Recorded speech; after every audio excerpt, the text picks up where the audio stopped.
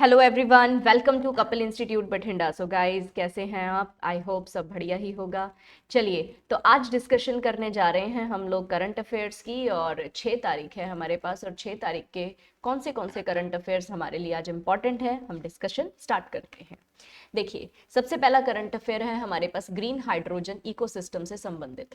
सबसे पहले तो हम ये समझते हैं कि ग्रीन हाइड्रोजन होता क्या है, फिर ही हम इस करंट अफेयर को समझ पाएंगे। देखिए, ग्रीन हाइड्रोजन एक ऐसा प्रोसेस है जिसके अंदर पानी की सहायता से हम ऑक्सीजन और हाइड्रोजन को अलग करते हैं। जैसा कि हम सब जानते हैं कि हाइड्रोजन जो पानी है, पानी के अंदर हाइड्रोजन भी होता है और ऑक्सीजन भी होता है, जिसको हम H2O कहते हैं। ठीक है, तो ये जो H2O हमारे पास पानी के अंदर होता है, इसको ही हमने इलेक्ट्रोलाइजर लगाना है, और जिसकी मदद से हमने क्या करना है, ऑक्सीजन और हाइड्रोजन के बॉन्ड्स को तोड़ना है। फिर उसके बाद हाइड्रोजन को जो है वो इकट्ठा किया जाता है, और इस हाइड्रोजन से काफ़ी सारे काम हो सकते हैं। जैसे कि फ्यूल के तौर पे अगर इस्तेमाल किया जाए तो हवाई जहाज भी उड़ाए जा सकते हैं। केमिकल मैन्युफैक्चरिंग में भी हाइड्रोजन का इस्तेमाल है, जैसे कि HCl बनाना है, ठीक है, हाइड्रोक्लोरिक एसिड, सल्फ्यूरिक एसिड, या कुछ भी बनाना है। और शिप्स वगैरह के इंजन को भी चलाने में हाइड्रोजन का काफ़ी सारा इस्तेमाल हो सकता है।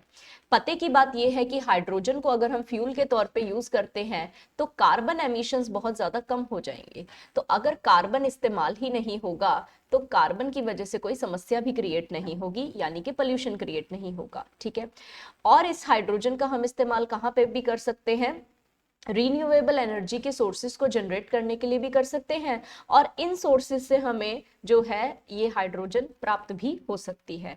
तो आई होप आपको समझ आया होगा कि हाइड्रोजन को, ग्रीन हाइड्रोजन का मतलब क्या है।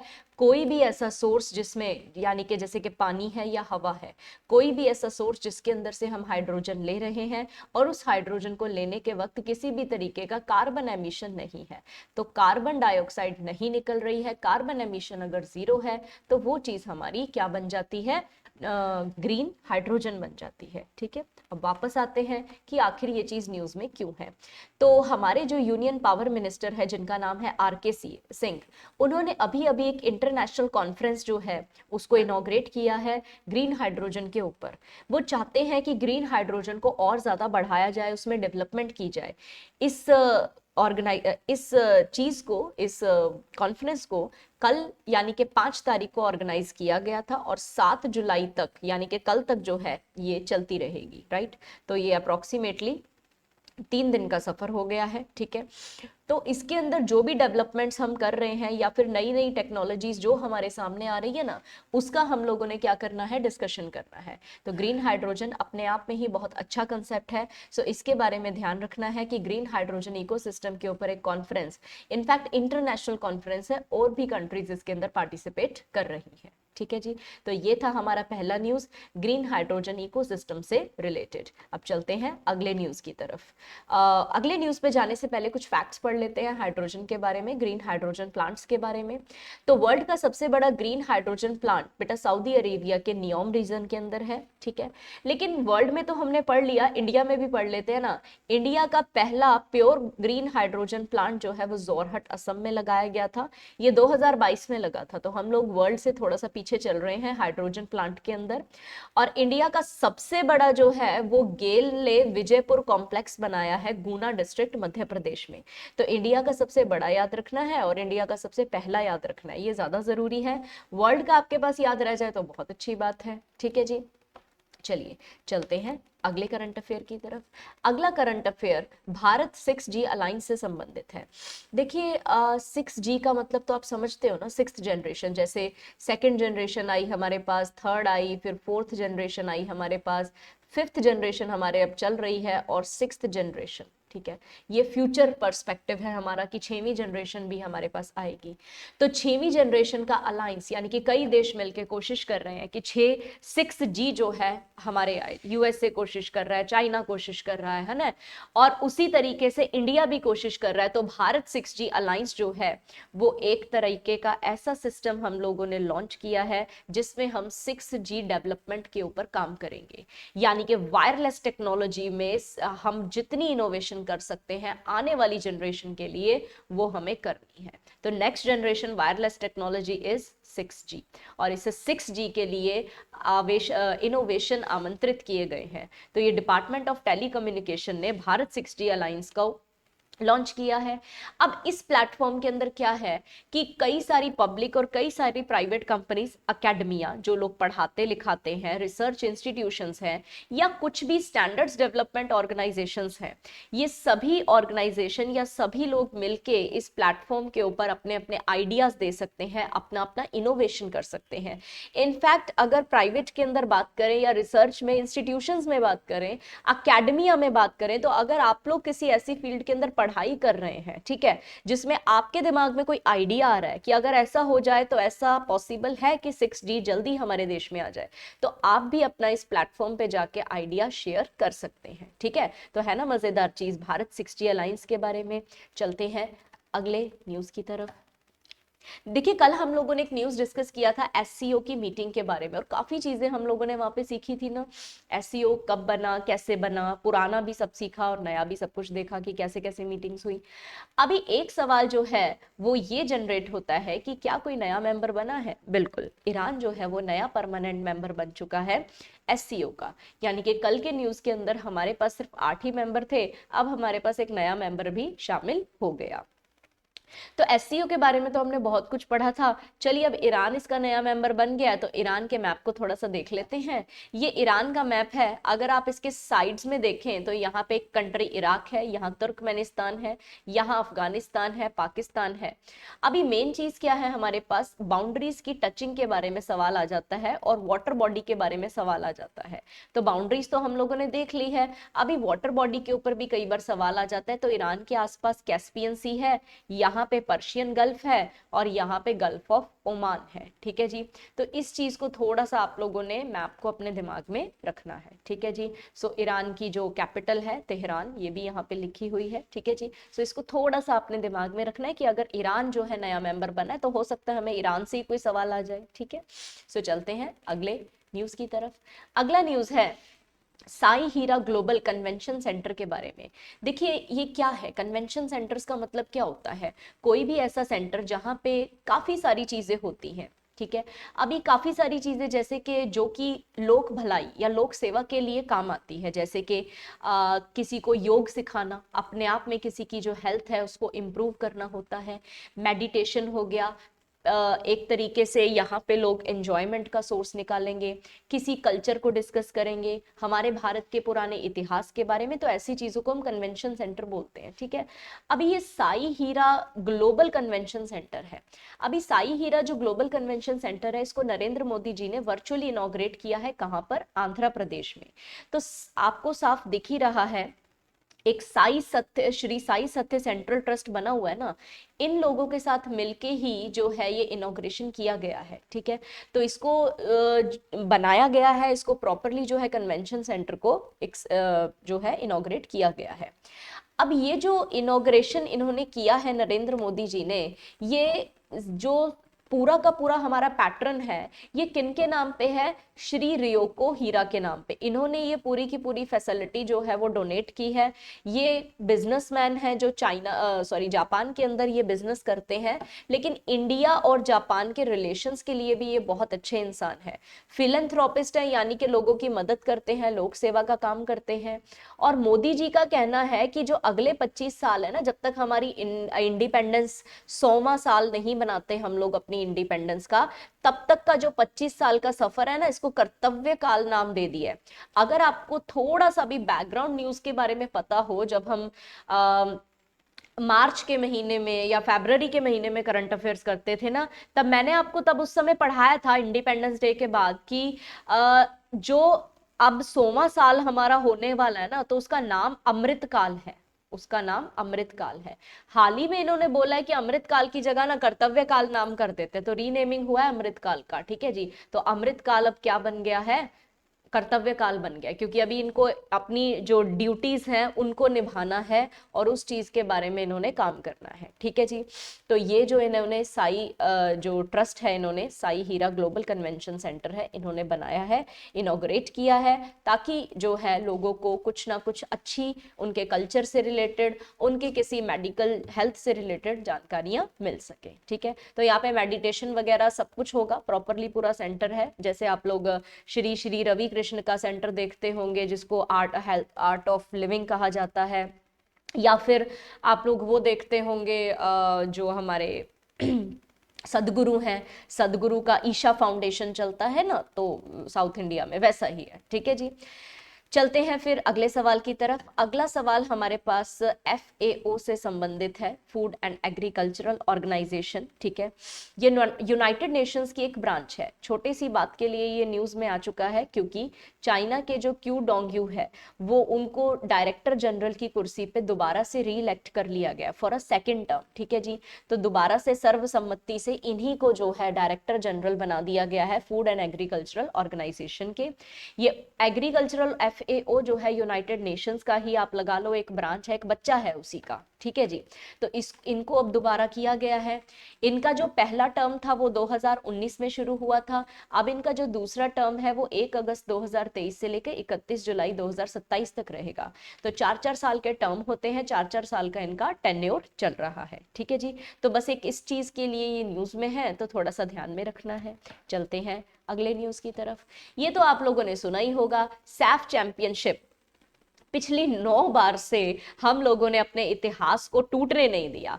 पिछले 9 बार से हम लोग ही सैफ चैंपियनशिप को जीतते आ रहे हैं। बिल्कुल, इंडिया ने कुवैत को डिफीट कर दिया है सैफ चैंपियनशिप के अंदर, और इस चैंपियनशिप को खेला गया था कांतिवीरा स्टेडियम, बेंगलुरु, कर्नाटका। सो बहुत ही इंपॉर्टेंट आपका करंट अफेयर है, स्पेशली स्पोर्ट्स से रिलेटेड। ऐसे क्वेश्चन बनते हैं स्पोर्ट्स में। ठीक है। हर कोई तरीके का स्पोर्ट्स नहीं पढ़ना होता हमें, कि पूरा पेज आ गया स्पोर्ट का तो वो पूरा पेज ही हम लोग पढ़ डालें। ऐसी जो चैंपियनशिप्स होती हैं जिसमें इंडिया का कोई रिकॉर्ड कायम हो जाता है ना, तो ऐसी चीजें आपके एग्जाम का हिस्सा बनती हैं। ठीक है जी। चलते हैं अगले सवाल की तरफ। अगला हमारे पास क्वेश्चन है मिलेनियम सिटी सेंटर से रिलेटेड। एक्चुअली क्या है, हुड्डा सिटी सेंटर है ना गुड़गांव में, ठीक है, ये मेट्रो है। इस मेट्रो का जो है नाम चेंज करके मिलेनियम सिटी सेंटर मेट्रो रखा जाएगा। तो यहाँ पे आप देख सकते हैं, हुड्डा सिटी सेंटर को रीनेम किया जाएगा। ये हुड्डा सिटी सेंटर है और इसका renaming millennium city centre Gurugram के नाम से किया जाएगा। तो इसके लिए ये आया था हमारे न्यूज में। अब अगर ये न्यूज में आ गया तो थोड़ा सा मेट्रोज के बारे में भी जान ले। वर्ल्ड की सबसे पहली मेट्रो लंदन अंडरग्राउंड मेट्रो जो है चली थी, ये 1863 की बात है, बहुत मतलब पुराने सदी की बात है। ठीक है। और इंडिया के अंदर जो है वो मतलब 1984 तक की बात है। ठीक है। तो हमारे देश में तो बड़ा लेट जो है वो मेट्रोज का चलन आया है। तो हमारे देश में 1984 की अगर हम बात करें ना, तब जाके मेट्रो हमारे पास आया। तो पहली मेट्रो हमारे पास कोलकाता में चली। फिर पहली वाटर मेट्रो हमारे पास कोची वाटर मेट्रो चली है ना, मतलब जैसे पानी है, पानी के ऊपर जो है शिप की तरह चल रही है मेट्रो। ठीक है। लेकिन पहली अंडरग्राउंड अंडर वाटर मेट्रो जो है वो कोलकाता में चली है। तो कुछ पॉइंट्स थोड़े थोड़े आपको मेट्रो से याद रखने होंगे। ये वो पॉइंट्स है बेटा जो हाल ही में न्यूज में रहे हैं, और ये वाला जो फर्स्ट पॉइंट है ना, ये थोड़ा सा बैकग्राउंड से है। ठीक है जी। चलते हैं अगले पॉइंट की तरफ। अगला करंट अफेयर है हमारे पास वर्ल्ड तमिल रिसर्च कॉन्फ्रेंस के बारे में। अभी कॉन्फ्रेंस का मतलब तो आप समझते हो, मीटिंग है, और तमिल रिसर्च के ऊपर मीटिंग है। हम सब जानते हैं कि तमिल जो है हमारे देश का ओल्डेस्ट कल्चर में से आने वाला एक कल्चर है। ठीक है। जितने भी हमारे पास ओल्डेस्ट फॉर्म ऑफ कल्चर्स है ना, जैसे कि हड़प्पन सभ्यता है, आर्यन सभ्यता है, महाजनपद का पीरियड है, उसी तरीके से हमारे पास एक सबसे पुरानी सभ्यता जो साउथ इंडिया में है वो तमिल संगम है। ठीक है। पुराने जमाने में ना इसको संगम कहा जाता था। तो संगम में क्या होता था ना, कई सारे जो लोग होते थे, पोएट्स होते थे, कलाकार होते थे, वो सब बैठ के क्या करते थे, मीटिंग करते थे। तो उसको संगम लिटरेचर कहा जाता था। ठीक है। लिटरेचर के बारे में वो लोग काफी पढ़ते थे। तो 7-8-9 जुलाई को चेन्नई के अंदर 11वां वर्ल्ड तमिल रिसर्च कॉन्फ्रेंस जो है वो किया गया है। इसका सिर्फ एक ही एम है कि वहां की जो यूथ है ना, जो आधुनिकता में पागल होती जा रही है, जिनको तमिल की लैंग्वेज, कल्चर, लिटरेचर या फिर उनकी सिविलाइजेशन के बारे में कोई ज्ञान नहीं है, तो उनको सिविलाइजेशन का ज्ञान देना है, उनको पता होना चाहिए। देखो अपना इतिहास, हम जितने मर्जी आधुनिक हो जाए लेकिन हमें हमारे इतिहास से तो जुड़े रहना चाहिए ना, ठीक है जी। तो इस तरीके से पुराने जमाने में भी ये कॉन्फ्रेंसेज होती थी, लेकिन राजे महाराजाओं के समय में उसको संगम कहा जाता था। लेकिन आजकल जो हो रही है ना, ये हमारा एक अच्छे मतलब पैटर्न के ऊपर ये सब काम हो रहा है, ठीक है। अभी लास्ट पॉइंट इसका क्या याद रखना है, कम से कम 20 कंट्रीज के तमिल स्कॉलर्स जो हैं अलग अलग देशों में जो रह रहे हैं, जैसे कि यूएसए में, जापान में, सिंगापुर में, मलेशिया में, वो सब इस कॉन्फ्रेंस के अंदर पार्टिसिपेट कर रहे हैं, ठीक है जी। तो इसको थोड़ा सा हमने ध्यान में रखना है, अच्छा करंट अफेयर है। चलते हैं अगले सवाल की तरफ। तो देखिए अगला सवाल क्या है, ये भी बढ़िया सवाल है भाई, क्योंकि यूनाइटेड स्टेट्स अपना इंडिपेंडेंस डे सेलिब्रेट करती है, ठीक है, 247th इंडिपेंडेंस डे सोचने वाली बात है ना, जहां इंडिया अपना 75वां सेलिब्रेट करके हटा है पिछले साल, उसी जगह पे मतलब अब हम लोग 76वां सेलिब्रेट करने जा रहे हैं, वहां पे यूएसए जो है 247th सेलिब्रेट कर रहा है। 4 जुलाई 1776 में इन लोगों ने अपने आप को इंडिपेंडेंट घोषित कर दिया था। अमेरिकन रेवोल्यूशन चली थी पूरी की पूरी ब्रिटिश कॉलोनीज के अगेंस्ट। तो जैसे अपन लोगों ने ब्रिटिशर्स के ऊपर जो है अपना विजय प्राप्त की और अपने देश को आजाद कराया ना, उसी तरीके से ब्रिटिशर्स का राज यहाँ पे भी चल रहा था। कई नेशंस, इनफैक्ट कॉमनवेल्थ जो आप लोग शब्द सुनते हैं ना, कॉमनवेल्थ वो उन सब देशों का समूह है जहां पे ब्रिटिश ने अपनी अपनी कॉलोनीज बना रखी थी, ठीक है। तो इस दिन को USA national day of US भी सेलिब्रेट करता है, ठीक है। तो ये है हमारे यूएस के इंडिपेंडेंस डे से संबंधित करंट अफेयर। चलते हैं अगले करंट अफेयर पे। अगला करंट अफेयर हमारे पास यूसीसी मीटिंग के बारे में है। यूसीसी के ऊपर देखो हम क्लास में भी काफी डिस्कशन करते हैं ना, अभी करंट अफेयर के अंदर आ गया हमारे पास। यूसीसी क्या है, यूनिफॉर्म सिविल कोड। बिल्कुल सिंपल टर्म्स में इसको हम समझने की कोशिश करते हैं। देखिए अगर आप इस डायग्राम को समझ पा रहे हैं तो यहाँ पे आप अब इसको प्लीज कमल वगैरह को बीच में कंसीडर मत करना, ठीक है, कि मैं बीजेपी सपोर्ट करके जो है इसको नहीं कर रही हूँ। ये डायग्राम मुझे अच्छा लगा तो मैंने इसको अप्लाई किया। तो पर्सनल लॉज के बारे में अगर यहाँ पे आप देख पा रहे हो, पर्सनल लॉज लिखा हुआ है। अब इसके तराजू ऊपर नीचे हैं देखो। अब पर्सनल लॉज हर कोई अलग अलग तरीके से फॉलो करता है। जैसे कि हिंदू है, हिंदू ने अपनी शादी अपने तरीके से करनी है, मुस्लिम ने अपने तरीके से, सिख ने अपने तरीके से, हर बंदा यहाँ पे देखो सभी कम्युनिटी, सभी धर्मों के लोग खड़े हैं, ये सभी धर्मों के लोग अपने अपने हिसाब से अपने पर्सनल लॉज को फॉलो करते हैं। यूनिफॉर्म सिविल कोड क्या कहता है कि चाहे इंसान हिंदू है, मुस्लिम है, सिख है, ईसाई है, कुछ भी है, अरे यार उनके सभी लॉज बराबर होने चाहिए। सबको एक तराजू में तोलो ना, आप अलग अलग क्यों कर रहे हो? धर्म के पीछे ही तो मुद्दा है हमारे देश में, धर्म के पीछे ही तो लड़ाई है। अगर इस धर्म की जो मैक्सिमम चीजें जो ना रिलेटेड है वो धर्म से है, अगर सबके लॉज को सिंप्लीफाई कर दिया जाए, एक सा कर दिया जाए, यूनिफॉर्म कर दिया जाए, एक समान कर दिया जाए, तो लड़ाई की जड़ी खत्म हो जाएगी, ठीक है। तो ये होता है यूनिफॉर्म सिविल कोड। अब ये जो यूनिफॉर्म सिविल कोड है, इसका जिक्र देखिए हमारे पार्लियामेंट में भी किया हुआ है, ठीक है जी। तो सॉरी, हमारे इंडियन कॉन्स्टिट्यूशन में भी किया हुआ है। यहाँ देखिए आर्टिकल नंबर 44 इंडियन कॉन्स्टिट्यूशन का है, और यहाँ पे ये लोग यूनिफॉर्म सिविल कोड के बारे में बात करते हैं कि सभी सिटीजन्स, किसी भी तरीके का डिस्क्रिमिनेशन और हार्मोनाइज करना है कल्चर को, तो डिस्क्रिमिनेशन नहीं होना चाहिए, उसको देखना है। मैरिज है, डाइवोर्स है, इनहेरिटेंस है, अडॉप्शन है, रिप्लेस करना है, रिलीजियस स्पेसिफिक पर्सनल लॉज को, हर चीज के लिए सिर्फ एक समान कानून होने चाहिए, अपने अपने हिसाब से नहीं होने चाहिए। क्या धर्म है, क्या जेंडर है, क्या उसकी सेक्सुअल ओरिएंटेशन है, किसी भी चीज को लेके देखो कोई भी सवाल खड़ा ना हो कल को, इसीलिए यूसीसी को बनाया जाएगा। तो हमारा संविधान ही शुरू से कह रहा है कि यूनिफॉर्म सिविल कोड होना चाहिए, लेकिन बेटा संविधान में आर्टिकल नंबर 44 किस चीज का हिस्सा है? डायरेक्टिव प्रिंसिपल का, डीपीएसपी जो आप लोग पढ़ते हैं, ठीक है। अभी जो चीज डीपीएसपी का हिस्सा है उस चीज के ऊपर ना देखो कोर्ट का कोई डंडा नहीं है कि आपको मतलब करना ही पड़ेगा, ठीक है। फंड है आपके पास, रिसोर्सेज है आपके पास तो हो जाएगा, नहीं है तो नहीं हो पाएगा, सीधी सी बात है, ठीक है। तो अगर आपके पास पूरी तरह से रिसोर्सेज हैं तो आप हर चीज को डायरेक्टिव प्रिंसिपल में लागू कीजिए। अब यूनिफॉर्म सिविल कोड एक ऐसा कंसेप्ट है जिसको लाना बड़ा मुश्किल हो रखा था, ठीक है जी, लेकिन अभी कोशिश कर रहे हैं कि पूरे इंडिया के अंदर इसको लेकर आया जाए, ठीक है जी। अब जरा एक बार आप लोग इसको देख लीजिए कि आखिर ये न्यूज़ में क्यों है, क्योंकि बीजेपी मतलब सॉरी हमारी सेंट्रल गवर्नमेंट जो है वो चाहती है कि यूनिफॉर्म सिविल कोड पूरे देश में आए। तो पार्लियामेंट्री ने एक स्टैंडिंग कमेटी का गठन किया है, ठीक है। इस मीटिंग के अंदर इन्होंने यही कुछ डिस्कस करना है यूनिफॉर्म सिविल कोड के बारे में, और इस कमेटी के जो हेड हैं वो है सुशील मोदी, ठीक है। तो मतलब कमेटी बनी है, कमेटी क्या डिसीजन लेगी वो तो चलो आगे की बात है, ठीक है, कि कैसे कैसे यूनिफॉर्म सिविल कोड के ऊपर काम होगा। लेकिन फिलहाल के लिए आपके एग्जाम में सबसे इंपॉर्टेंट क्वेश्चन क्या बन जाएगा कि यार यूनिफॉर्म सिविल कोड है क्या और संविधान के किस आर्टिकल के अंदर लिखा है। तो आपने याद रखना है, भूलना नहीं है, आर्टिकल नंबर 44, ठीक है जी। तो ये थे जनाब आज के करंट अफेयर्स। तो फिर कल की क्लास में हम सेम टाइम सेम जगह मिलेंगे अपने अगले करंट अफेयर्स के साथ। देखेंगे कल की क्लास में हमारे पास क्या करंट अफेयर्स आते हैं। फिलहाल हमारे लिए आज के लिए डिस्कशन में इतना ही। Till then have a nice day, take care guys, bye bye, take care.